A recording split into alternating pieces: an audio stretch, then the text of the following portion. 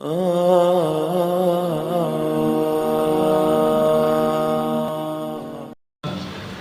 जिन नौजवानों के निकाह नहीं हुए, अल्लाह हम सबको बहुत अच्छे बाबरकत रिश्ते नसीब करे।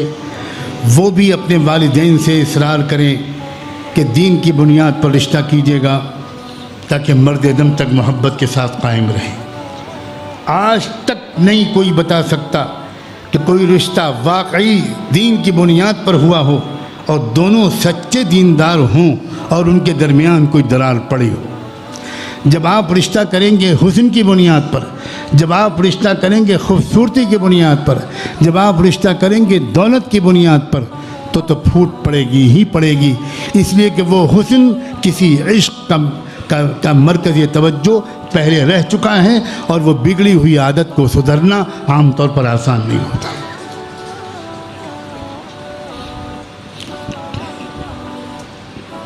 पाक दामन बनो लड़कों, पाक दामन बनो नौजवानों, पाक दामन बनो मेरी नौजवान बच्चियों।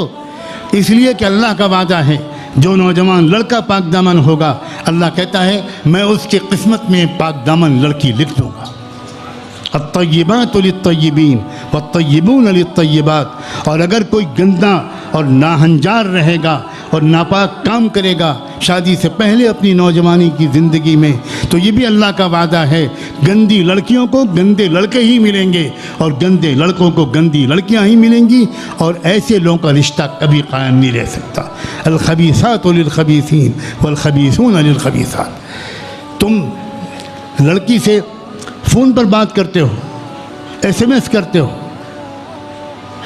तुम व्हाट्सएप मैसेजेस करते हो, हाई हेलो करते हो, फिर मुलाकातें करते हो और उसके बाद साल 2 साल की दोस्ती के बाद जब शादी करते हो तो तुम उसके बाद कड़ी निगरानी रखते हो अपनी बीवी की, बहुत शक की नज़र से देखते हो, इसलिए कि तुमको ये हमेशा खटका लगा रहता है कि ये लड़की जब मुझसे नाजायज़ ताल्लुकात रखती थी तो इसका मतलब है 2-4 और से भी और रखती होगी। ऐसा लड़का जिसने अपनी पसंद से शादी की हो वो अपनी बीवी पर कभी भरोसा नहीं करता, कर ही नहीं सकता। वो लड़की हज़ार यकीन दिलाए कि वो शादी से पहले के दिन थे, अब मेरे लिए आप हैं और सिर्फ आप, लड़का कभी यकीन नहीं करता। और यही हाल लड़की का होता है। वो लड़की भी समझती है ये लड़का जब मुझसे तन्हाइयों में मिलता था, मुझे पार्क में और होटलों में बुलाता था, जब मुझसे फ़ोन पर हाई हेलो करता था, तो यकीनन 2-4 और लड़कियों से भी करता होगा।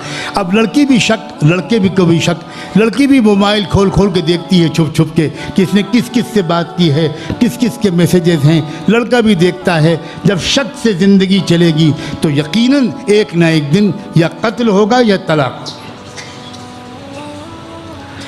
अंधे हो गए हैं बच्चे और बच्चियां, मुझे माफ़ करना कि तुम इन बातों को समझते नहीं, तुम्हारे माँ बाप भी नहीं समझाते इन बातों को। तलाक क्यों हो रही है, क्यों तलाक के वाक़यात बढ़ रहे हैं?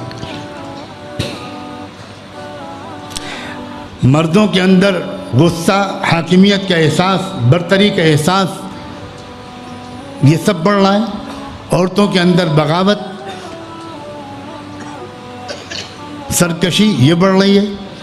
कैफ़ बिकुम इज़ा फ़सक़ शबाबुकुम व तग़त निसाउकुम, ये वो ज़माना है जब अल्लाह के रसूल ने जिसके बारे में फ़रमाया था वो दौर कैसा होगा जब तुम्हारे नौजवान नाफरमान हो जाएंगे और तुम्हारी औरतें सरकश हो जाएंगी। सहाबा को यकीन नहीं आया। सहाबा ने पूछा अव काइनुन ज़ालिका या रसूल अल्लाह, अल्लाह के रसूल क्या ये ज़माना भी आने वाला है?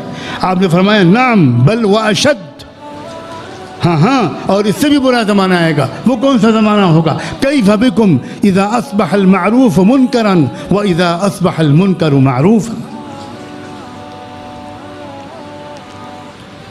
भाई ये ज़माना आम ज़माना नहीं है, इसमें एडिशनल खुराक की ज़रूरत है, तरबियत की ज़रूरत है।